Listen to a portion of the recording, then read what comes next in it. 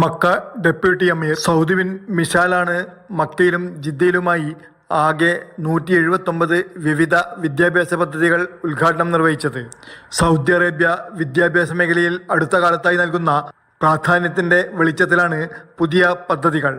ജിദ്ദയിലെ ഇസ്ബലിയ സെക്കൻഡറി സ്കൂളിൻ്റെ ആസ്ഥാനത്താണ് പദ്ധതികളുടെ ഉദ്ഘാടന ചടങ്ങ് നടന്നത്. സ്വകാര്യ മേഖലയുമായി സഹകരിച്ച് ജിദ്ദയിൽ 123 മക്കയിൽ 56 വിദ്യാഭ്യാസ പദ്ധതികൾ നടപ്പിലാക്കും. പദ്ധതികളിൽ ആകെ 548 ക്ലാസ് മുറികളും 2,03,250 വിദ്യാർത്ഥികളുമാണ് ഉണ്ടാവുക. ഇതിൽ ആൺകുട്ടികളും പെൺകുട്ടികളും ഉൾപ്പെടും.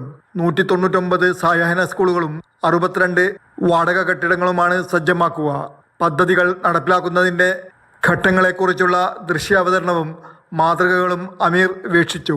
വിദ്യാഭ്യാസത്തിന് കൂടുതൽ ഊന്നൽ നൽകുന്നതിൻ്റെ ഭാഗമായി അടിസ്ഥാന സൗകര്യങ്ങൾ വിപുലപ്പെടുത്തുകയാണ് ഓരോ പ്രവിശ്യകളിലും Saudi Arabia. Jafar Ali Palakkode, Mathrubhumi news, Jeddah.